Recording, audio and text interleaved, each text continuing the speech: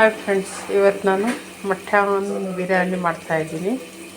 ಇದಕ್ಕೆ ಈರುಳ್ಳಿ, ಟೊಮಾಟೊ, ಹಸಿಮೆಣಸಿನ್ಕಾಯಿ, ಧನಿಯಾ ಪೌಡರ್ ಮತ್ತು ಉಪ್ಪು ಇಷ್ಟನ್ನು ಹಾಕಿ ಫ್ರೈ ಮಾಡಿದ್ದೀನಿ.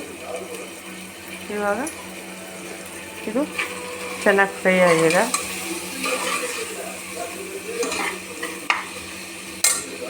ಇವಾಗ ಈ ಕುಕ್ಕರಲ್ಲಿ ನಾನು ಮಟನ್ ಬೇಯಿಸ್ಕೊಂಡಿದ್ದೀನಿ. ಒಂದು 2 ವಿಸಿಲ್ ತೊಗೊಂಡಿದ್ದೀನಿ.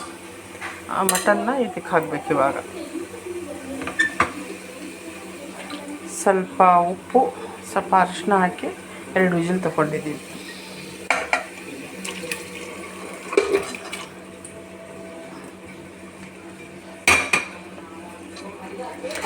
ಇವಾಗ ಚೆನ್ನಾಗಿ ಮಿಕ್ಸ್ ಮಾಡಬೇಕು. ಮಟನ್ ಬಿರಿಯಾನಿ ಅಂದರೆ ಯಾವಾಗಲೂ ಹಾಗೆ ಡೈರೆಕ್ಟಾಗಿ ಬಿರಿಯಾನಿ ಮಾಡೋಕ್ಕಾಗಲ್ಲ.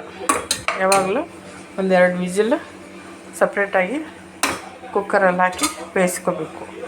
ಆವಾಗಲೇ ಮಾಡೋಕ್ಕಾಗೋದು. ಈಗ ಬೇಯ್ತಾ ಇದೆ. ಇವಾಗ ಅಕ್ಕಿನ ತೊಳೆದು ಹಾಕಬೇಕು. ಅಕ್ಕಿ ನೆನೆಸಾಗಿದೆ. ಅಕ್ಕಿ ತೊಳೆದು ಒಂದು 5 ನಿಮಿಷ ಚೆನ್ನಾಗಿ ಬೇಯಬೇಕು. ಚೆನ್ನಾಗಿ ಬೆಂದರೆ ಎಣ್ಣೆ ಬಿಡುತ್ತೆ. ಎಣ್ಣೆ ಬಿಟ್ಟ ಮೇಲೆ ಅದಕ್ಕೆ ಇವಾಗ ನಾನು ಅಕ್ಕಿ ತೊಳೆದಿದ್ದೀನಲ್ಲ ಅದನ್ನು ಸೇರಿಸ್ಬೇಕು.